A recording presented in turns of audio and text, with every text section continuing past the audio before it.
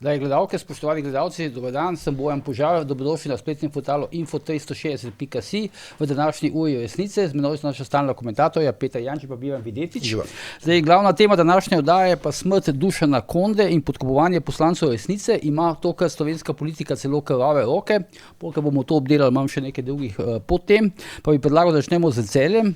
Zdaj, po najnovejših informacijah se je ta smrt zgodila 3 dni potem, ko so bili poslanci resnice, ki so pojavili sum korupcije ali pa korupcijo, zaslišanje na Nacionalnem preiskovalnem uradu. Zaslišana je bila tudi Katja Kokot, vodja poslanske skupine resnice, in takrat naj bi policiji predali nekatere dokaze, dokumente, pač vse to, kar so pač zbrali v teh postopkih, in na podlagi teh dokumentov zbranih naj bi bila ključna priča tega podkupovanja gospod Konde, ki pa je potem nenadoma čez 3 dni umrl. Zdaj govori sem o umoru, to uradno ni potrjeno, ni pa tudi demantirano, ampak zdaj, to je vsekako to nenavadna okoliščina.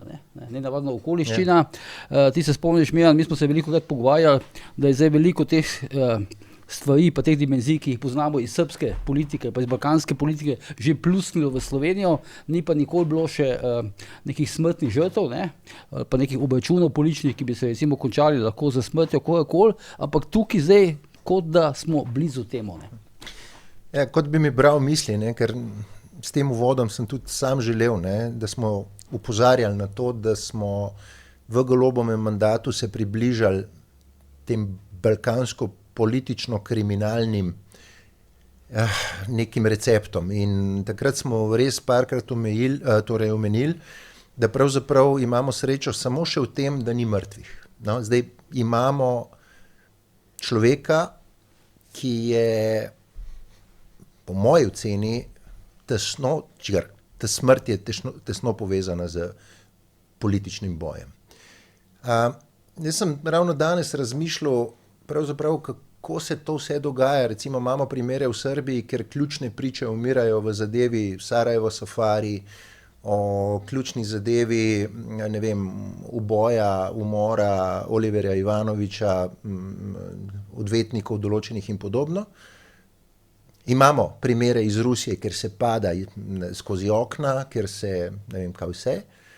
In nažalost se je to začelo dogajati tudi pri nas. Če je bila zadeva Satka Zovka takrat, umor, še nekako lahko upravičljiva z nekim mafinskim obračunom, čeprav tudi tam jaz ne verjamem, da vsaj določeni ljudje iz državnih struktur niso imeli prstov vmes, pa tukaj lahko govorimo o absolutno, po moji oceni, političnem umoru. Ko imaš v državi ljudi, ki javno povejo, da ljudi mečejo skozi ramo, ko imaš v državi ljudi, ki javno povejo, da bojo naredili vse, da neka opcija ne bo prišla na oblast, ko imaš v državi ljudi, ki se derajo v parlamentu, da nikoli ne bojo obupali, potem je samo vprašanje časa, kdaj se zgodi kaj takega. In danes, če gledamo to zadevo, da je gospod živel za svoj klub, da je živel za ta šport, da po nekih virih je tudi kaj prehitro naredil, kar še ni bilo legalizirano, potem obstaja možnost, in tudi javni zapisi so, da je nagovarjal, da bi njemu bolj, kar se tiče njegovega športa, pasala Golobova vlada, je ključno vprašanje, kaj so mu obljubljali. Da je šel v neke zadeve, ki so načeloma zelo, zelo, zelo zoprne. To moraš biti res trd človek, da preživiš vse te torture političnih pritiskov. Jaz ne vidim drugega, to so pač zaenkrat dejstva. Danes lahko vidimo, recimo, da je pohitel z nekim člankom tudi najbolj zvest Golobov, ali pa najbolj zvesto Golobovo trobilo, Cirman, ki se je ideološko odločil že, kdo je kriv, in kaže s prstom samo na eno stran. Mene zanima več, mene zanima res vloga vseh, ki so z gospodom bili v stiku. Bom rekel, od teh, zaenkrat špekulacij Janje Sluge, Ribiča, Goloba in podobno, kot tudi poslancev resnice.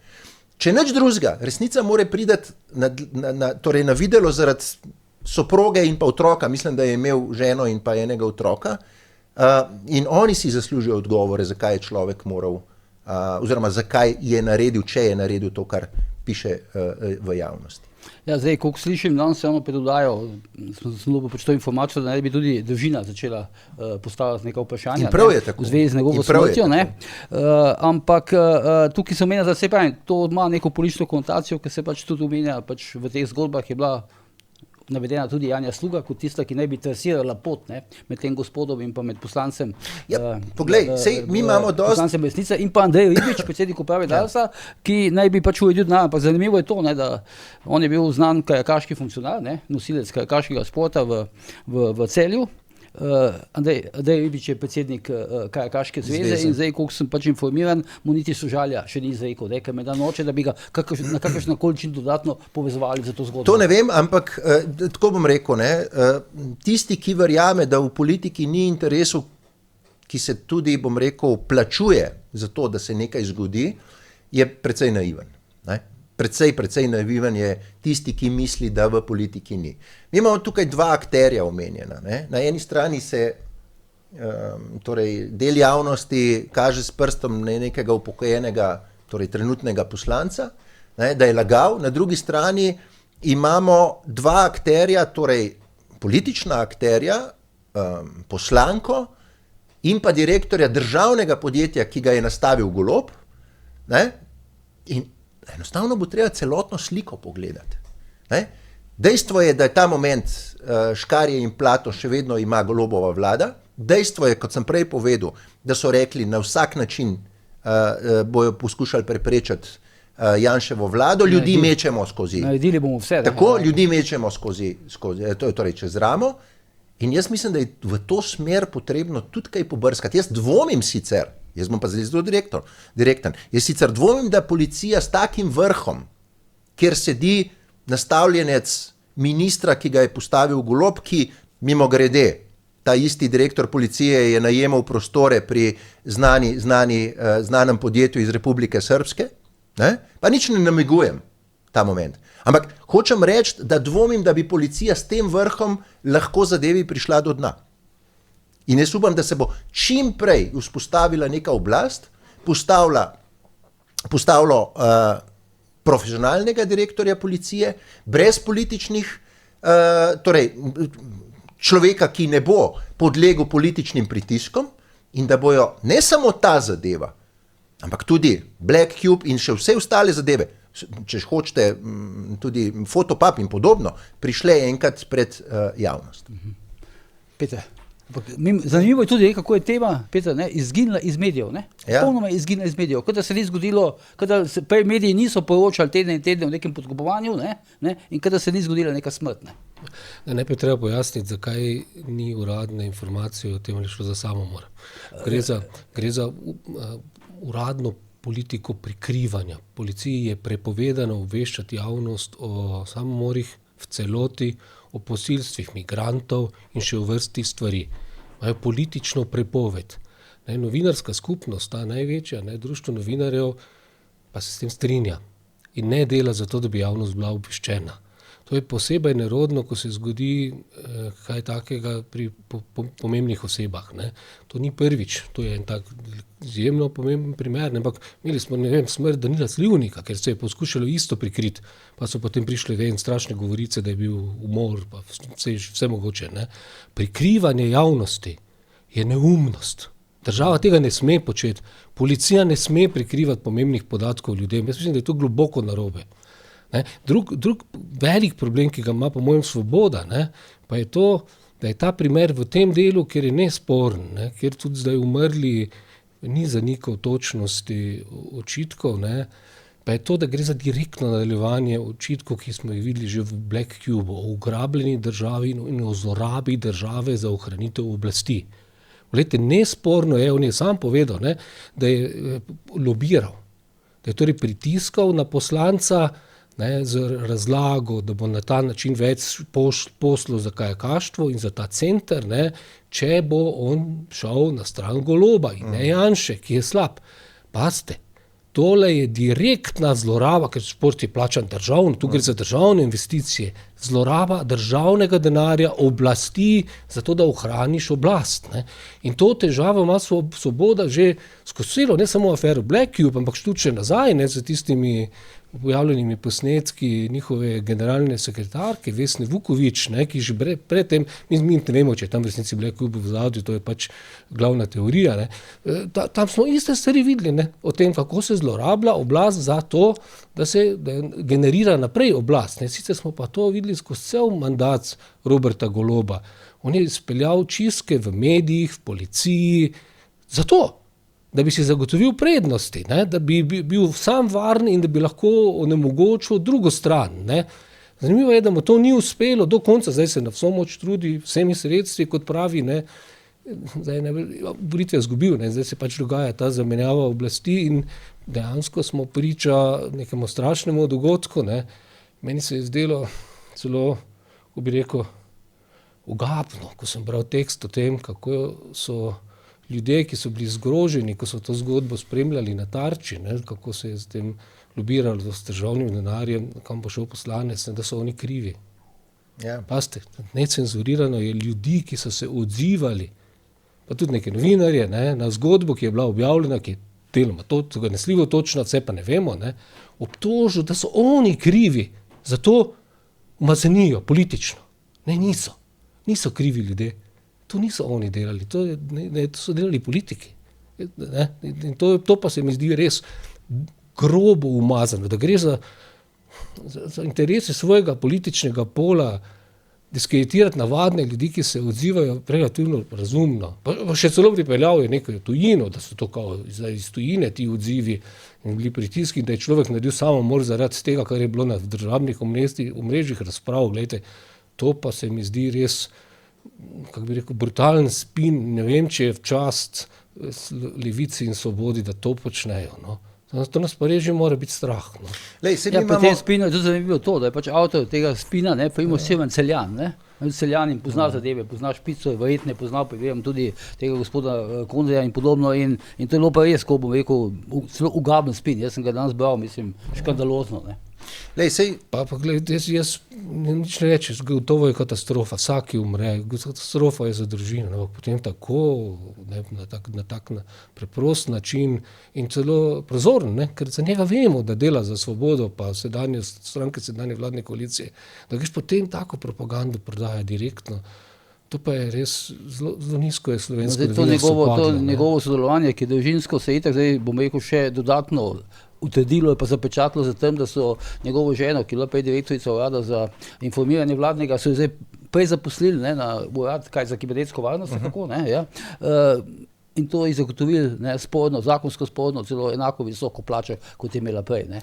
No, to pač skušajo se zahvaliti, pa da graditi svojim ljudem, vprašanje, kako bo to pomagalo, to se mi zdi dosti manjši problem od tega. Ne, hoče ti povedati, kako stvari pa zaprav tečejo, ne, tako dosti transparentno in človek vidi, ne, zato potem lahko z resnejšo distanco potem prebereš članke, ne. Zdaj ti zadnji dnevi pravzaprav kažejo in jaz se strinjam z vsemi tistimi, ki so rekli, da Golob pravzaprav da ni več stvar političnih komentatorjev, ampak strokovnih ustanov oziroma strokovnjakov, ki se ukvarjajo s takimi stanji, kot ima on. To, kar se zdaj dogaja, to, kar on dela, to več ni skrb za državo.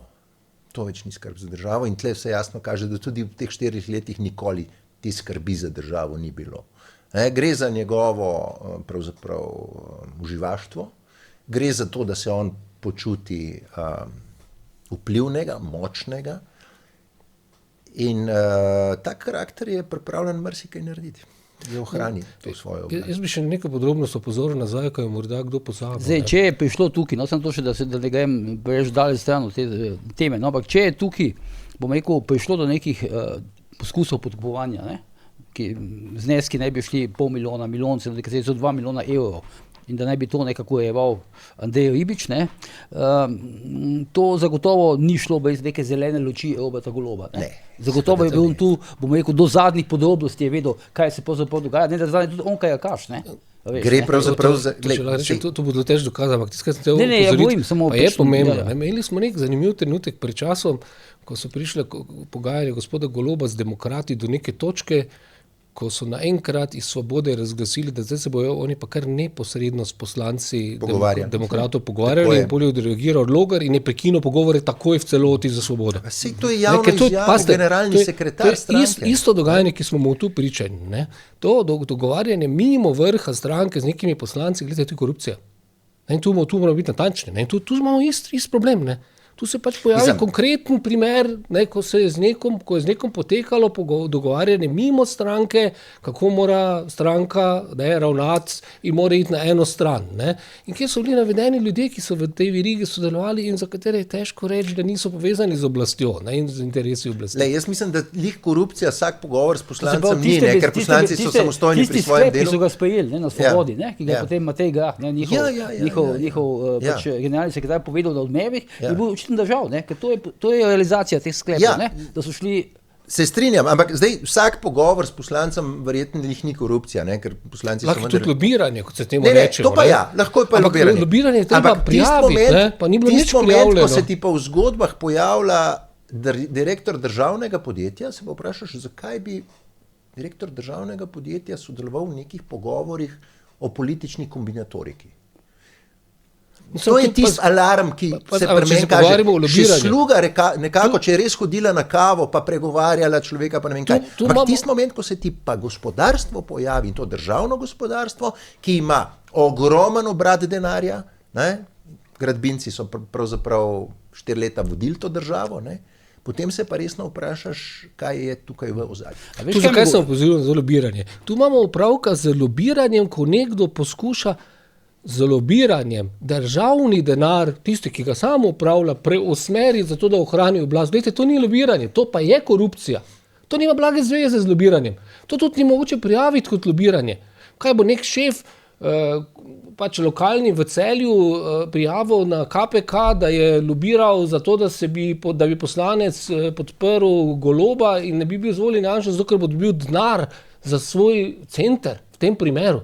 Kako pa takšno lobiranje lahko prijaviš? Glejte, to je nepredstavljivo, no?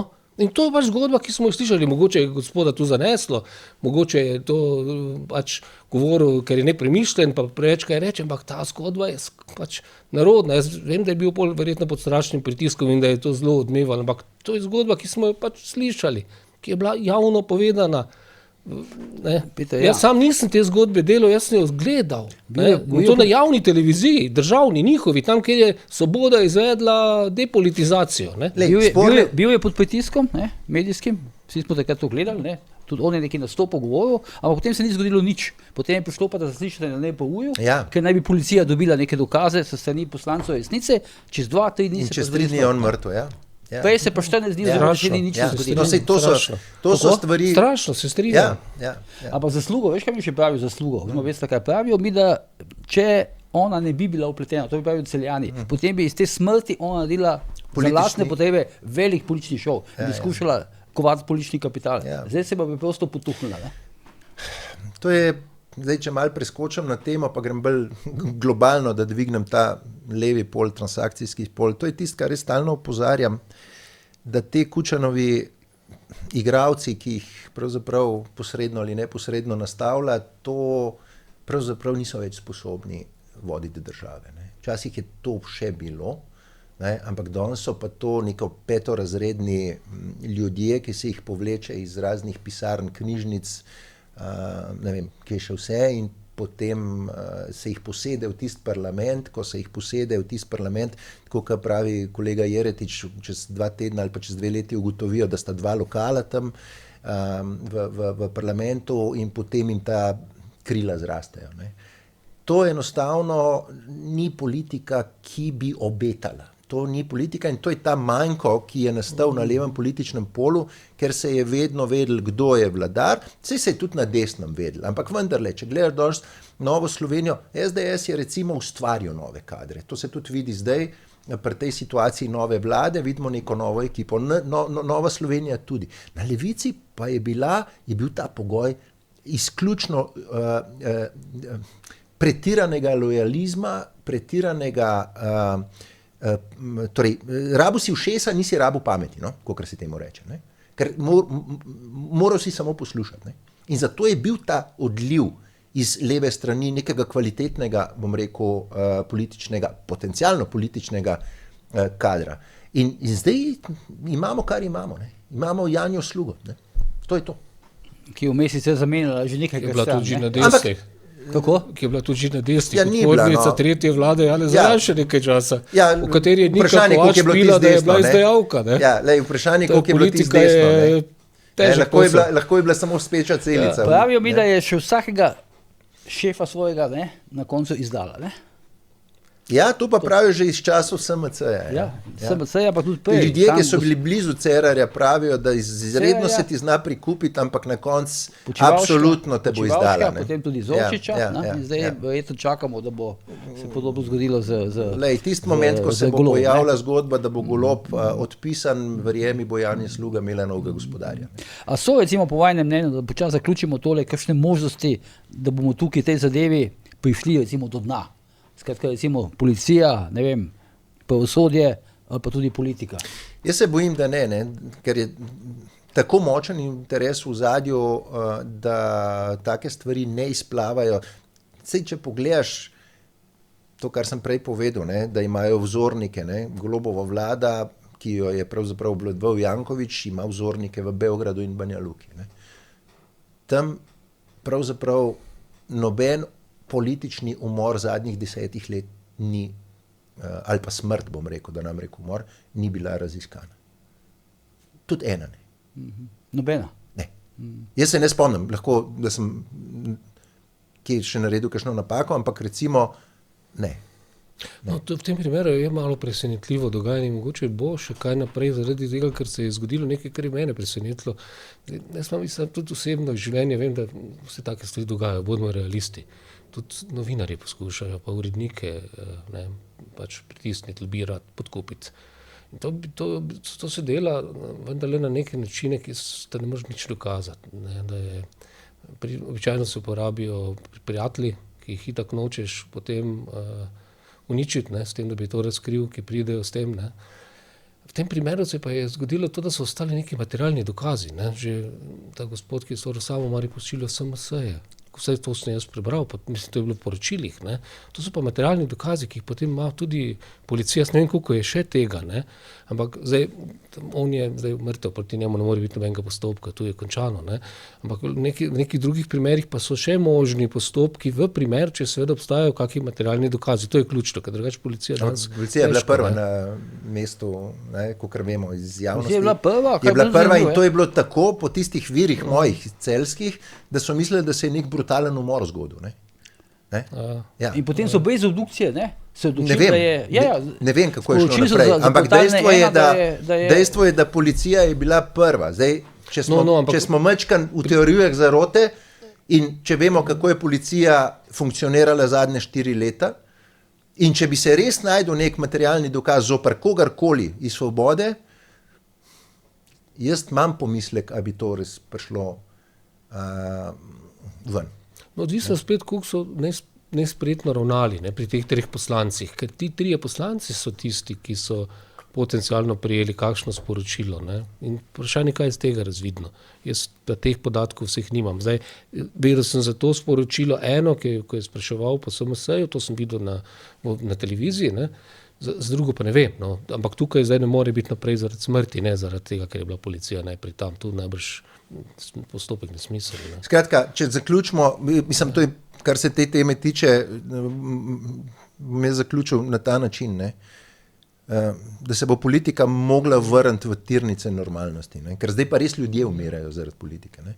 Jaz mislim, da je šlo predaleč vse skupaj in da če bomo s tem ritmom nadaljevali, se bojim, da to ni zadnja žrtev politike. No, pa tu vidimo, kako pomembna stvar je v bistvu politika pa poslanci, ne, in da imamo volilni sistem, ki je v bistvu zelo tvegan, ker na nek način naključno sam volilni sistem odloči v izvolitvah, ne pa v resnici ali volivci ali stranke, kar bi bilo prav. Ne. Tak precej neumen sistem imamo in to je tvegano. Ne. In na to se potem igra, da takšne nove poslance, neizkušene, labilne, potem lahko potencialno dobiš. Ali pa tudi ne, kar se je v tem primeru očitno absolutno, zgodilo. Ampak Peter, ti si še del v tem poslu, kaj jaz.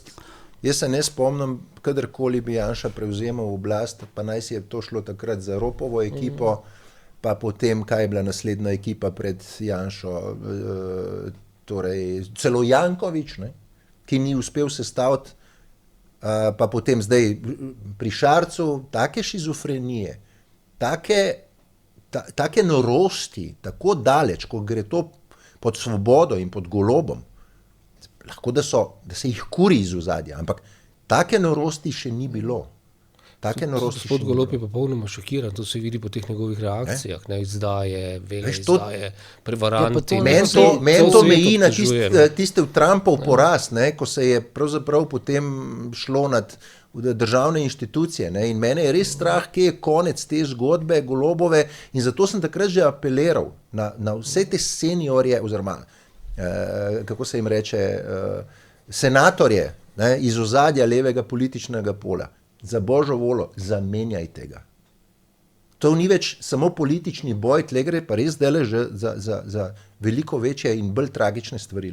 No, če gremo naprej, no, recimo na zaslišanja teh kandidatov, ministrskih pa kandidatk, včeraj pa danes, zdaj, tudi zdaj, ko snemamo to dajo, se odvijajo, tu se ful pozna ta ideologija, ne, ampak hoče več, kako recimo novinarji sodelujejo pri tej ideologiji. Jaz sem gledal recimo tam povzetek na Delu, ne, zaslišanja Ignacije Fridl-Jarc, ki kandidira na listi SDS, kandidira za ministrstvo za kulturo. In zdaj tam Delo pač ima članek o tem, poroča o tem, kaj se je v bistvu zgodilo noter med zaslišanjem, in potem ima spodaj komentar Dela na kratko. Ne? In potem na kratko komentar Dela je, da se vidi, da zaprej že vemo, da bo omenjena kandidatka na ministrstvu delala izključno po tej strogi, pa radikalni strankarski liniji SDS-a. In potem so navedeni 3 argumenti. Prvič je pač ukinitev prispevka za RTV, ki ga sicer predlaga resnice. Druga stvar, ponovno vzpostavitev muzeja osamosvojitve. Kar je logično. Ne, ker to je isto, mislim, ne vem, Američani so ga ukinili. Vsaka resna država ima neko svojo. Julij, in pa si zdaj tretje, kaj ne bi bilo izrazito strankarsko, ukinitev Zavoda za sodobni ples v Celju. Ki ga je pač... To se pa jaz ne spoznam. Jaz pa jim ustanovila ga je Asta Vrečko z namenom zapustitve nekaj 10 teh svojih aktivistov, namesto da bi šel denar za plesne programe. Hoče ti povedati, kakšna je logika, ne? Kaj ima recimo SDS z Zavodom za sodobni ples, ne? Popolna ideologija, vidim, da je podcenjevanje teh, no, ampak hotel sem v bistvu vas nekaj drugo vprašati. No, zakaj po vajnem mnenju je največja, kako bi rekel, skoraj da največja drama nastala okoli imena Francija Matoza, ki zdaj moj odvetnik, pa se ne bom spuščal v to, no, ampak začudilo me je to, recimo, da nišče od novinarjev ni v bistvu pogruntil, da bi on lahko bil minister, ne. Meni se, Peter, mogoče si ti pogruntil, pa nisi napisal, ne vem, ne, ampak hoče več, ni bilo to tako nelogično in zakaj je tako velika drama nastala okoli njegovega imena? Dramo je spet povzročil Golob, ne, ki je tudi javno izrekel neke stvari, ki so skrajno neokusne. Kaj na račun Matoza? Ja, ki ga je diskreditiral, ne, osebno, če da je to korupcija, da ga se predlaga odvetnika, rekel je osebnega odvetnika Janeza Janše, ne. Pazite, se to potem ponavljajo številni mediji, ne. Gospod Matoz ni osebni odvetnik Janeza Janše, res je, da zastopa Janeza Janše, ne dela pa izključno in samo za njega, to je laž.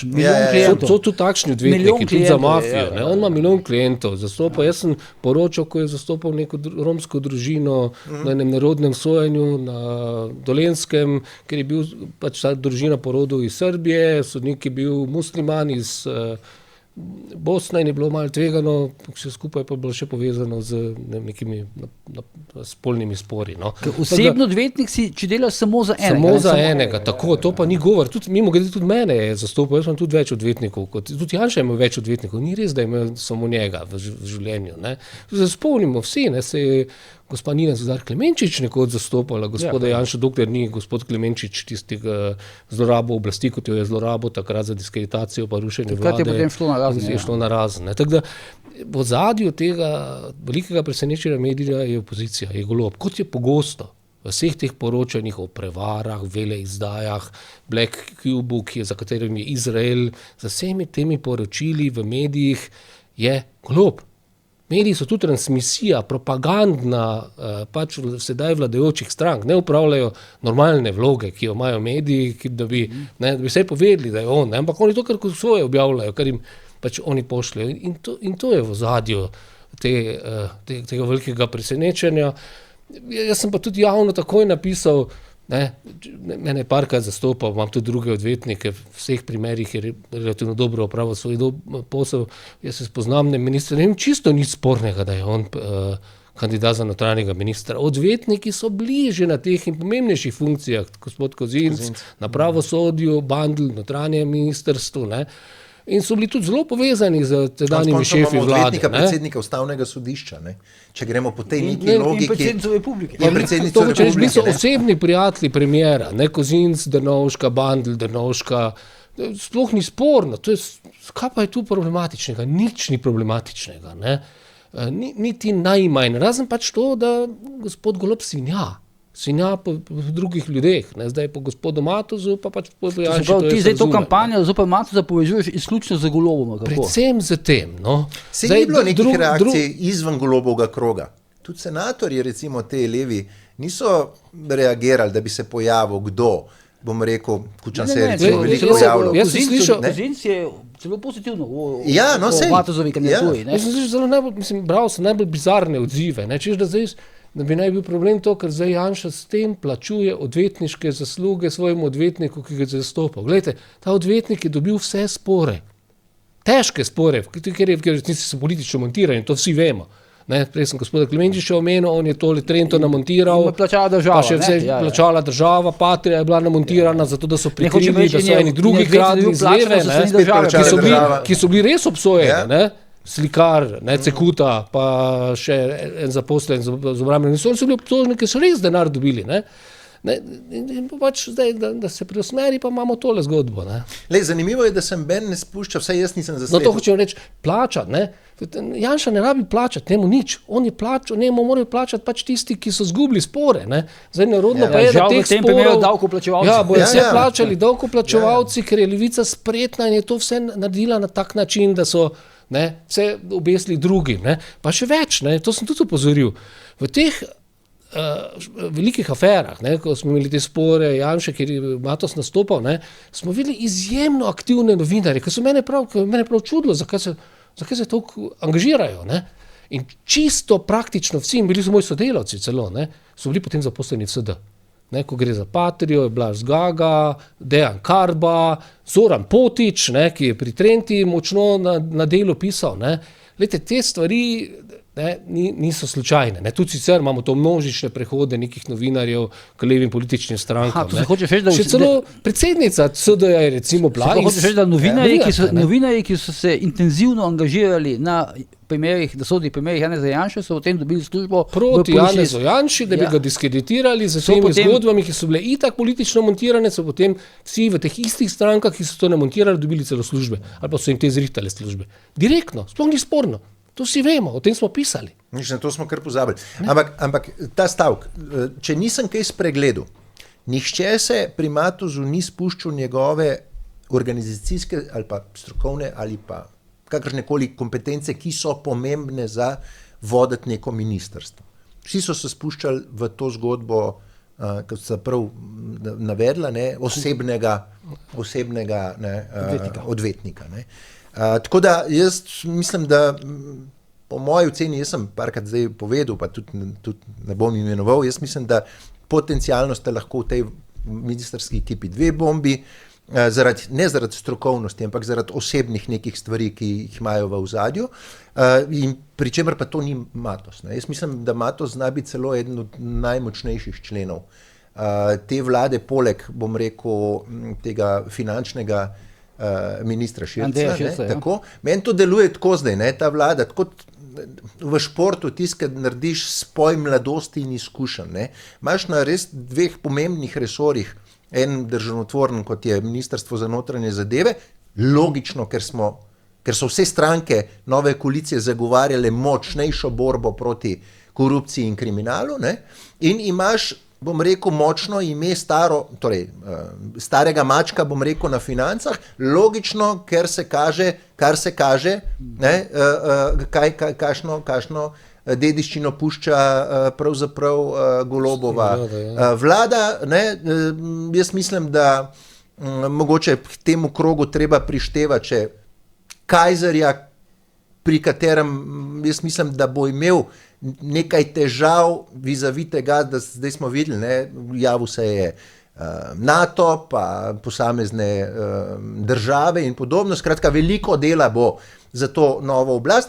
Vse ostalo imaš pa neko agilno, mlado, dinamično ekipo, ki pa bom rekel, v svojih kabinetih vendarle potrebovala neke stare mačke. Tako da, če se vrnem na Matoza, glede na to, da ima izkušnje z milico, policijo, verjetno in podobno, in da je sodstvom, tožilstvom. Tako, jaz mislim, da je to najmanj, torej, da jaz tle razen to, kar poskušajo privleči ven, da je osebni odvetnik, ne vidim. Konec koncev, imeli smo kuharja, v Golobovi vladi smo imeli pa, kaj smo vse imeli? Ravno za teh njegovih, kako bi rekel, teh organizacijskih sposobnosti, ki je pač na nek način učinkovit. Mato se zelo učinkovit, pa ki pozna policijo, pravosodje, tožilstvo in tako dalje, sem dobil tudi občutek, da jih je malo strah Matoza. Mato se ti ga bolj poznaš, ne samo to, da sledijo pač tem besedam Goloba, ki reče, da je on osebno odvetnik, korupcija in tako dalje, ampak da se ga malo bojijo. Mato za vidva ga bolj poznata, kot ga poznam jaz, ampak po teh javnih nastopih, sicer ki so uglajeni in podobno, se jaz ne morem znebiti, da pozna malo to uličarstvo. Se pravi, njega bo na te balkanske štose težko metati. To je moja ocena. Lahko, da bom razočaran, ampak načeloma ga vidim nekako, da ga je težko metati na neke balkanske štose. In absolutno to, kar si pa zdaj omenil, to ekipo, ki zapušča vlado, je verjetno zaradi njihovega delovanja v zadnjih 4 letih mogoče nekatere, kot je Golob, celo za daljše obdobje, ko so bili še v gospodarstvu državnem, strah takih ljudi. Enostavno jih je strah takih ljudi. Še nekaj izkušnje ima celo Matoz, ima celo izkušnje z državnimi podjetji, tam je nekaj delov v preteklosti. Ampak tisto, kar hoče reči, je to zdaj nekorektno, je zapravo ocenjevati, kako bo uspešen, do tega ne vemo, ker težko, ministersko delo je težko in lahko naletiš na mino. Logično. Ampak ko govorimo o kvalifikacijah, je pa očitek, da bi naj Matoz imel kakšnekoli težave pri tem, ali pa tudi Kajzer, je zito prav zahodno orientiran, ali pa do drug, ko to izrekajo sedanje vlade, pa iz te garniture, ki je vladala, način, kot je vladala, to je neverjetno. Premier Robert Golob je nastavljal dobesedno na vse konce in kraje svoje osebne prijatelje in uslužbence iz GEN-I-ja. Imeli smo vlado GEN-I-ja, državna sekretarka vlade iz GEN-I-ja, gospod Ribiča, poročnega pričo. Tam, ki je imel interes v energetiki, je postavljal svoje ljudi, ker je pač lahko, ni mogel povsod. Ne strankarske, osebne, ja. Tudi za ministerske funkcije, izobrazba več ni bila kvalifikacija visokošolska v njegovi vladi. Vse v kupih je brez. Nekateri so tudi se izkazali, pa so lahko dobri, recimo najbrž Han, neka izjema z nekaj velikimi izkušnjami. Zdaj ministrica za kmetijstvo, zelo mlada, ki je celo malo napačno prikazovala izobrazbo, da pol takšni drugim učitajo pomanjkanje kvalifikacij, ki imajo pa res visoke kvalifikacije, pa široke izkušnje. To pa je nenavadno. In kaže spet tisto, kar sem rekel, da je v ozadju tale gnev zaradi izgube oblasti gospoda Goloba, ki je zaradi tega sposoben narediti karkoli in smerjati in vpiti in diskreditirati, kar ni dobro. Še posebej pa ni dobro, da številni veliki mediji potem to kot račke ponavljajo kot svoje. Ni pa to novo v tej državi. Meni tudi na misel ne pride, da bi glorificiral to nastajajočo vlado na način, kot so to delali 2022 mediji, ker so pravzaprav nam predstavili Supermana, ki bo uredil v 4 letih vse tisto, kar je bilo zavoženo. Tudi sam se je na ta način predstavil nam.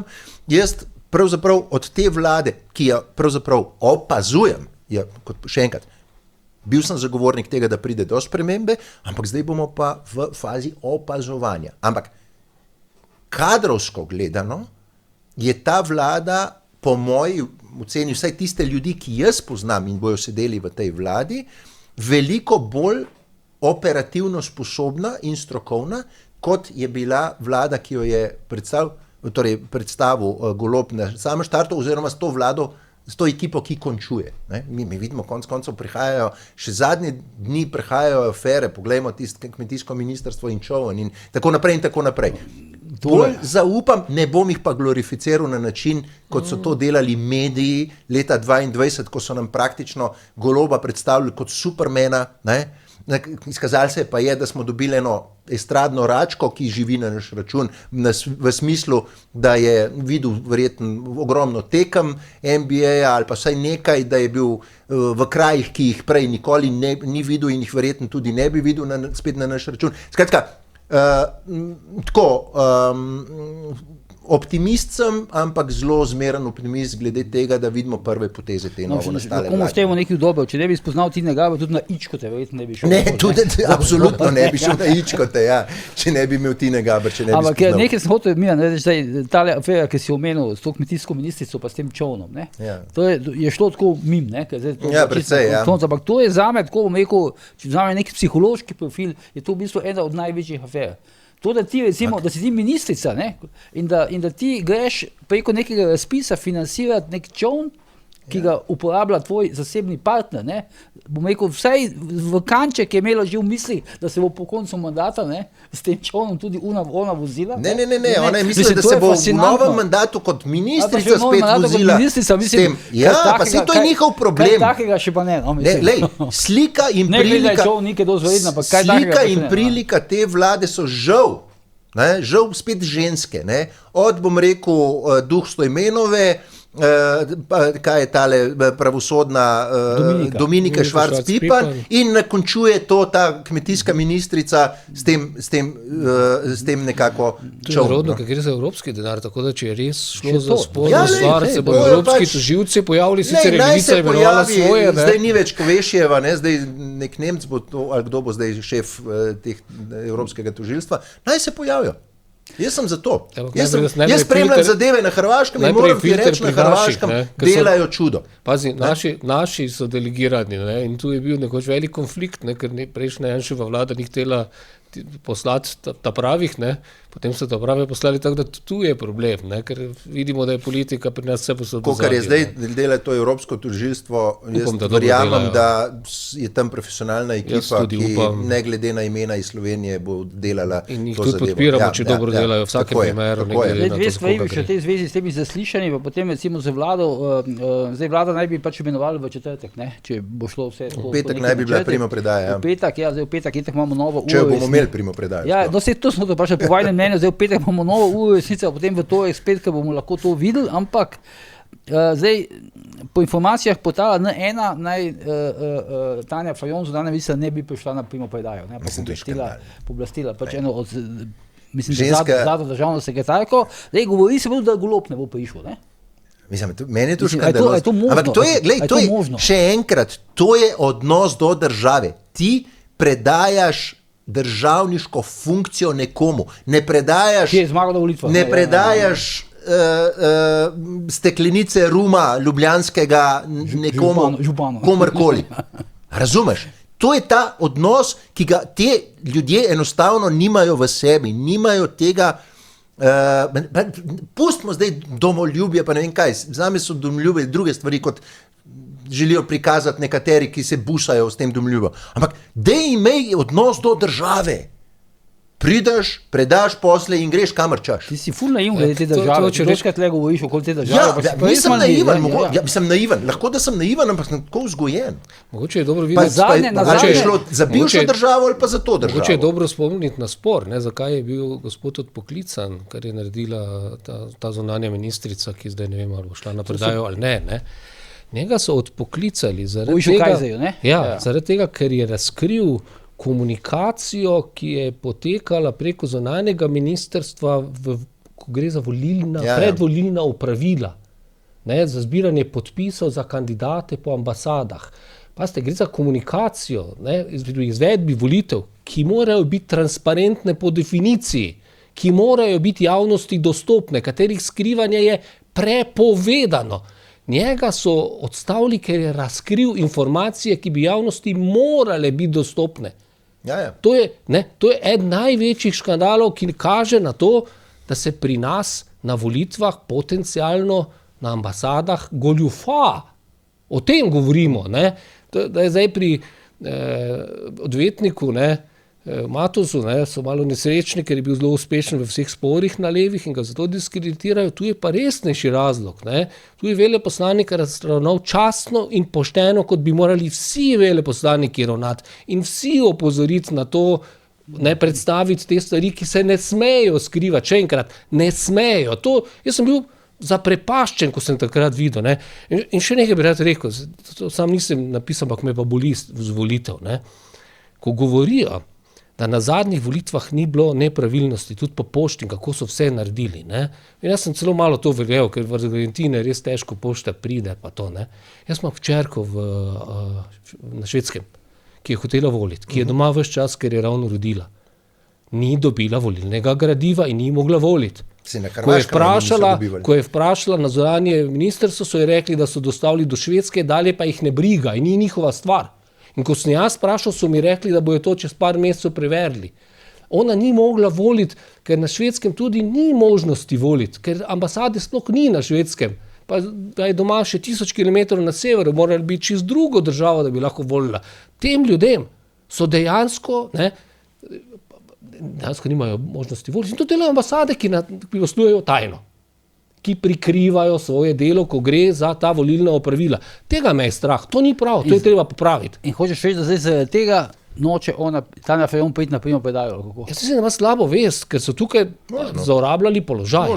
Pazite, to, da je on razkril neko informacijo, ki bi mogla biti javno in da so ga za to odpoklicali, to je zloraba položaja, njena. Ona je bila kriva, da so se neke stvari delale, to bi morali vsi vedeti, da se da na ta način zbirati podpise, ne pa samo ona, da se je za njo zbirala in se za predsednico, za predsednico Natašo Pirc Musar. To je bilo sporno. Za kandidatko za predsednico. In nič spornega ni bilo, da je to javno zvedla. Nič spornega, da je gospod Kajzer ali pa kdorkoli to razkril. To bi morali razkriti in bi moralo biti dostopno vsem. Vsi imajo enake pravice in to ne moreš tajno početi. Volitve niso zasebni biznis trenutne vlade. In z tega vidika bi bilo pametno, bi Tanja Fajon šla na primopredajo, da pokaže, da je tam vendarle ni šlo za goljofijo v ozadju, da je okej, pač formalno so ravnali, ker je šlo, kar ne bi smelo potem iti, tudi volilne opravila po tajni pošti, kar ne bi smela iti, ampak on je to ven dal in je pol formalno kršil. Glejte, to je sicer tako, ampak da se pogovorijo, da to za naprej rešijo. Ker jaz pa mislim, da je pa za celo državo tu zadaj nekaj problemov. Tudi pri celotni izvedbi volitev, paste. Tu ne sme biti sence dvoma o tem, da se ne zlorablja izvršna oblast za to, da bi nekdo svojim zagotovil dodatne prednosti na volitvah. In zdaj pridemo do potencialnih možnosti, pa teh govoric, pa teh informacij, ki krožijo, da tudi Golob ne bi prišel na primopredajo. Mislim, si pravim, to je zame škandal. Mislim, da Tomaž Ertl je bil zadnji takrat leta 90, ko je temu zmagal. Bavčar, da ni prišel tja in predal poslo notranjega ministra Igorju Bavčarju. Na nek način bi to bilo gospodu Golobu podobno. Gospod Golob je, ko je prevzel oblast, razglasil, da je SDS stranka izven pravnega reda in se je na nek način postavil v funkcijo ustavnega sodišča in je to stranko prepovedal. Zato je izvajal čiščenja na RTV, v policiji in še kje. To je javno govoril. In tudi zdaj se kar naprej oglaša, da imamo opravka z neko nedemokratično stranko. Če on to resno misli, enkrat jih je povedal, če on to resno misli, lahko gre, kot je šel Vili Kovačič na ustavno sodišče v primeru Levice in predlaga prepoved stranke z nekimi tehtnimi razlogi. Viliju Kovačiču na ustavnem sodišču pri Levici, čeprav ima nekaj tehtnih argumentov, ker so oni pač za ukinitev demokracije pa privatne lastnine, ni uspelo. Ustavno sodišče ni prevedlo. Jaz mislim, da gospod Golob bi pogrnil na ustavnem sodišču na celi črti s tem, kar govori. Zgodba, politična zgodba Goloba. Zanimivo je to, da SDS končana, tega njegovega nezaslišanega govorjenja da mediji ne opazijo, da ga noben ne kritizira zaradi tega. Kako si drzne drugi največji stranki, ki je popolnoma normalna, demokratična, ima dolgo tradicijo, učitati kaj takega, kot učita brez vsakih argumentov. To kaže, da je on diktator. Pa se je. Da je pripravljen neke ljudi, samo ker so nasprotniki. Cela serija. Si sam rekel, da ljudi meče čez ramo. Cela serija zdaj teh pritožb, ki jih recimo Svoboda vlaga na sodišča, pa na ustavno sodišče, pa tako dalje, zdaj vidim Stefanovićem in podobno. To zdaj pada, pa dobenega kakšnega velikega medijskega odmeva ni, ne?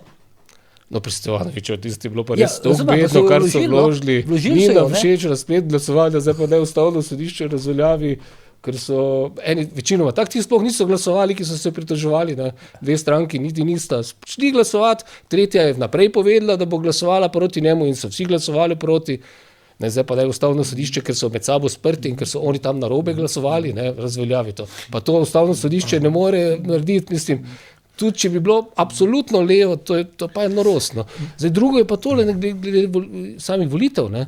Mi smo imeli resne pomisleke pri volitvah, dejanske nezakonitosti pri izvedbi predčasnih volitev, ne. Res so bila nezakonita volišča, gledajte, to je res.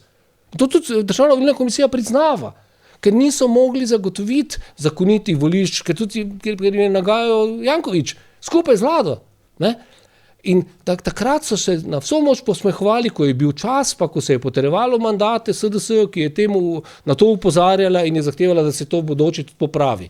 Zdaj, ko pa se je pokazalo, kak je dejanski rezultat volitev, da so izgubili, ne, in po 2 meseca potem so pa naenkrat vložili množico sporov, točno na izvedbo teh volitev, ki bi morali odgovarjati takrat, pa niso, češ, da je bilo vse narobe in vse nezakonito. Zdaj so to opazili, ker pač nenadoma vidijo, da izgubljajo oblast. To je jezen pameti, to je pa takšno strašno sprenevedanje, da jaz kaj takega še nisem videl. In tudi medijsko, ne?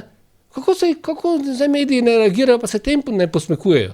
Obratno, mediji so to igro celo vodili, ne? Objavili so mnenje enega pravnika iz Svobode, ki je dal nek temelj pravni, da te neumnosti zdaj počnejo. In nobene kritike ni bilo v medijih čez te čudaške teorije. Tudi druge plati medalje niso objavili. Vprašali drugih pravnikov za drugo mnenje, ki jih je ogromno, ne? Oziroma zdaj, ko so prišli že spori, smo malo tega slišali, da bo težko, ker bo na nek način je treba tudi zdaj pripraviti se. Se ustavno sodišče zdaj tudi pod nekim velikim pritiskom, vsi pričakujejo, da bo naredili to norost, ki od njih zahteva. Glede referenduma, misliš, ne? Ne, glede razveljavitve celih volitev in vlade in vrnitve prejšnjega mandata. Pustimo zdaj glede referenduma. Referendum je čisto druga zgodba, zdaj smo govorili o imenovanjih, ne? In Stevanovića in Janše, in vlade. Na osnovno vprašanje, da se vrnem, zakaj to vse počne Golob. Izključno zaradi tega, da hrani ta svoj mehurček, ne?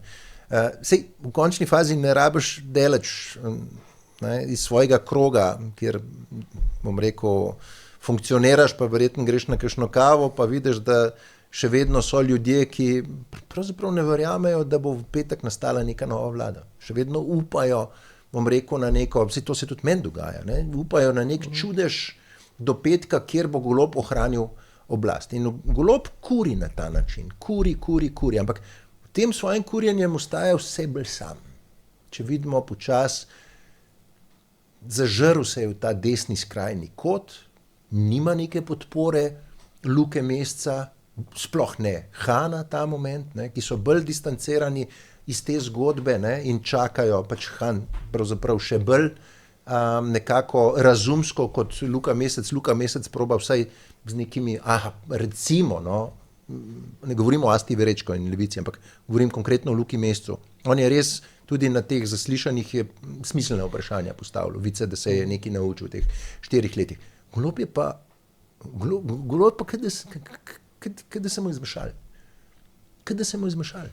Pravzaprav vsako stvar. Ja, zdaj sem videl tukaj na Jančah, ne, je bila tako zanimiva. To je bil škandalozen govor. Škandalozen govor se ampak prišel tudi z neko zanimivo tezo, ne, s tem, da se zdaj mora pač bodoča opozicija pod njim poenotiti, ne. Ja, pod levi blok se mora poenotiti. Kar ti kaže, da ga je strah, da bojo naslednji meseci, ker ta vlada smo ugotovili že, da če ne bo kaj nepredvidenega, bo dosti trda, da bojo naslednji meseci prinesli njegov Se prej omenil referendum, ne? Mislim, da so tudi pri referendumu naredili hudo napako, ne? Ko so šli pri interventnem zakonu, ki bi znižal neke davke, pa odpravo za upokojence, davke za kruh med drugim, ne? Da so tudi s temi postopki za referendum bedarijo 200 na uro, ne? Namreč, če bi ta zakon že obveljal, ne? Zdaj ne bo, ker bo tudi še šla pritožba na ustavno sodišče in bo kdaj bo obveljal, ne? Bi lahko rekli, da je nova vlada kriva za vse finančne težave te države, ne? Zdaj pa to ne velja. In iz Evropske unije smo dobili obvestilo o tem, da je država ne samo šla do skrajnega limita, ne, ampak presežno poraba je šla preko, ne, in to zaradi dviga plač, zapravljanja predvolilnih tistih, ne, tudi zimskega regresa pa tega, ne.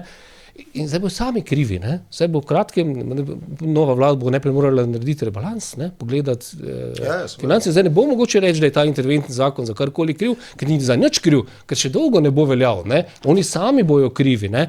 In tam se bo pa treba vprašati, kdo je odgovoren za to zapravljeno prihodnost. Pazite, ta presežen primanjkljaj pomeni, da bojo v prihodnosti naši otroci morali ta užitek danes plačati, zato da bojo oni slabo živeli, da bojo oni imeli težave, da oni ne bojo mogli imeti otrok, da danes eni uživajo zato, da bi gospod Golob dosegel malo boljši rezultat na volitvah, ki ga na koncu celo ni. Je pa zanimivo, Peter, da zdaj vsa ta, kako bi rekel, ta resna opozorila, obvestila iz Evropske unije, pa tudi iz NATO, prihajajo zdaj v zadnjem hipu, prihaja, ko Golob odhaja. O primanjkljaju, o tem, da smo poskušali prevajati zvezo NATO, pa a veš, kaj je najbolj zanimivo? Kaj so obrambni izdatki, oziroma kaj niso in tako dalje. A veš, kaj je najbolj zanimivo? A veš, kaj je najbolj zanimivo pri tem, kar govoriš? Gledati to neprijetnost teh novinarčkov, aktivistov. Recimo, ker pogledaš, največ živemo, kaj se v Evropi dogaja, korektno Žerjavič objavi, se mi zdi, da včasih ga malo zanesem, ampak načeloma je Peter zelo korekten. Tako. Ampak potem, ko ta informacija pride v Slovenijo, bi človek pričakoval, da razni Esihi, Cirmani, pa kakšni Odlaskovi novinarji, pa iz Dnevnika, pa iz Popa, pa iz RTV, to pograbijo in naredijo neko konkretno analizo, zakaj je temu tako. Ne, oni na vse pretege branijo to obstoječo vlado, skratka, žalostno je gledati to mislim, ta hlapčevski odnos, no? Da nimaš te hrbtenice, halo, tle ste zavozili, dajmo usekati potem. Se bomo sekali tudi po Janši, ampak dajmo prvo po teh sekati, glede na to, da nam kolega Žerjavič odpira oči. Žalostno. On si upa vse kritizirati in to počne tisto, kar je dobro z argumenti. Ne naklada, ne toče kar tako, tako da je vreden pozornosti. Ne glede na nazor, to je irelevantno. Dobro, zdaj, ker smo še tam približno dobro uro, imam samo še eno stvar, ki mogoče tako, malo se mi zdi tako, ampak vse malo za popestritev, ure si se tako na koncu. Zdaj, ta teden, pred par dnevi je prišla informacija o tej akademski karieri, Draga Kosa, da je postal v tujini, je postal dekan, če sem si prav zapisal, Mednarodne akademije za boj proti korupciji. Torej za neko akademijo, ki jo sestavljajo države, nekatere članice Združenih narodov, med njimi tudi Slovenija, tudi nekatere nevladne organizacije. Ampak kar je meni zanimivo je to, jaz pa nisem vedel, da je zdaj da ima Kos neko napol akademsko kariero, ker tukaj pa nas ga pač povezujemo v bistvu celo v tistih krogih, ki so nekako povezani s korupcijo in tako dalje. Mislim, ravno obratna neka slika je, pa z zadnjimi obveščevalnimi podvigi, pa podjetniškimi podvigi, račun za NLB in tako dalje. Tako da bi živel neko dvojno življenje, gospod Kos. Jaz smo bil v tem čestitu. Ampak ne vem, če ste videli, bilo je zelo medijsko odmevno. Vsi mediji so to povedali. Ja, se strinjam. Jaz smo bil v tem čestitu, prav imaš, on je bolj znan iz teh nekih operativnih zgodb. Jaz sem bil tudi presenečen, da je on naenkrat postane dekan, ampak načeloma, ko se vprašaš, ali ima na to akademijo vpliv Golob, nima, Janša nima, se pravi, tujina ima vpliv, nekdo ga je prepoznal. Zdaj, a so to kakšne stare strukture zašle na ta Dunaj, kjer so se prelevili v akademike, ne vem, ampak dejstvo je, da je človek pravzaprav čez nekaj dni, ali je že celo začel. Mislim, da začne junija. Očitno bo iz operativca, za nekatere slabega, torej bad guy, za nekatere good guy, iz operativca prešel v akademske sfere in bomo videli, koliko časa bo v tem lahko obstal in ostal. Gotovo je pameten mož, zato je tudi na nek način bil v preteklosti nevaren, zdaj, ko mu je Drnovšek končal tisto kariero v vladi skupaj z sestro, ker jo je zaneslo, sta zlorabila položaj proti Podobnikovim, ne mogel oba stran spraviti, potem šel v to novo kariero boja proti korupciji, tu so mu naredili neko sinekuro, Je pa res, da tu ni zlorabil položaja, kot je recimo gospod Goran Klemenčič, da je vse ravnal relativno korektno, to je treba priznati, da jaz tudi tukaj ne vidim takih problemov, če je pa treba biti previden. Je pa dobra stvar, malo za šalo, malo za res. Ni imela vpliva na to. Ne vem, to pa ne vem. Se pa vedno, seveda, takšni kadri, ki si jih stranke nastavijo, ki so tudi nekateri zelo inteligentni, pametni, gospod Kos, pač zlorabijo. Lej, malo v šali, malo za res. Treba biti previden. Se pa je zdaj pojavil, poznati te povezave politične. Pred tem imenovanjem za dekana, na Dunaju, kjerkoli že, se je pa pojavil, kot komentator te afere Black Cube, ne? Tam je še ideološko odigral do konca. Najbolj še bolj znan potem, da je soprog zelo pomembne urednice bil nekoč. Malo v šali, malo za res. Mogoče bo pa zaradi tega kakšen problem te vlade, ki prihaja manj, kot pa bi bil sicer, če bi Drago Kos kot operativc ostal v Sloveniji.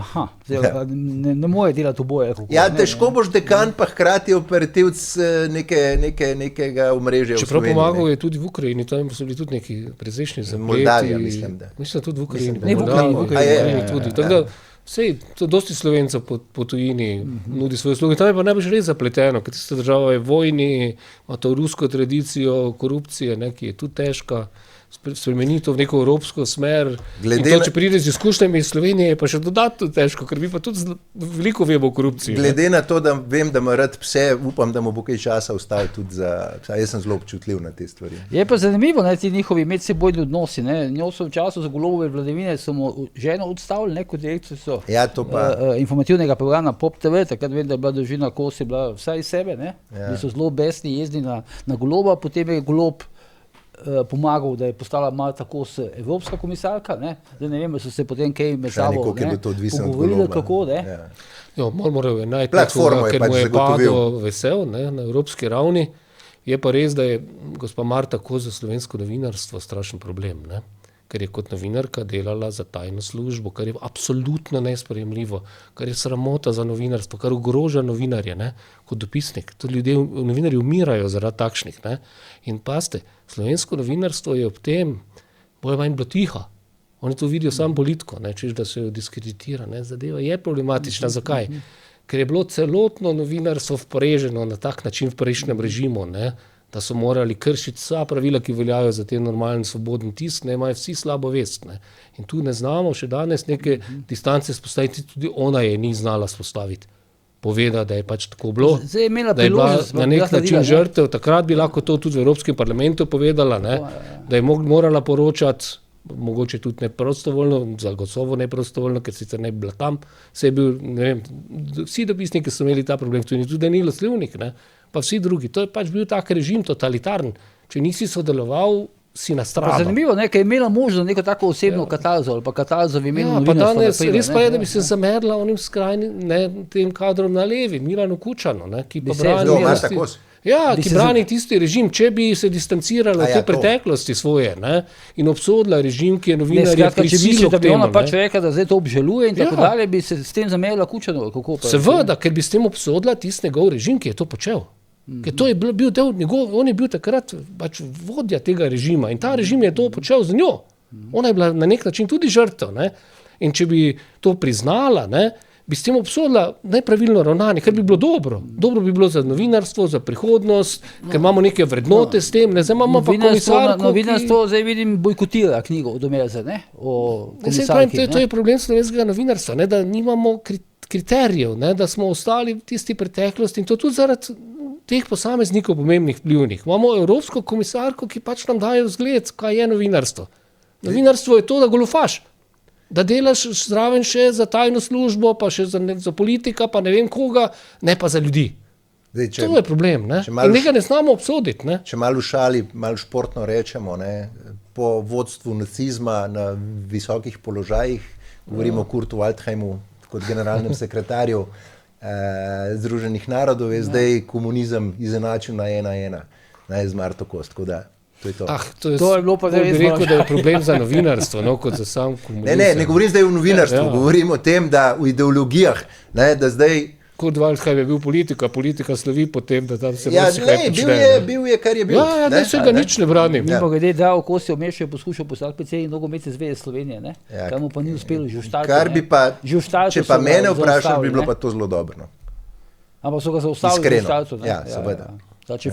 Bi pa bilo za slovenski nogomet, jaz mislim, da bi bila boljša rešitev. Dobro, Peter, Milan, najlepša hvala za vajne komentarje. Mi se vidimo znova v petek, sprav dan potem, ko naj bi pač bila nova vlada že imenovana, takrat pa ne pozabite, ker je bojanje tudi požar.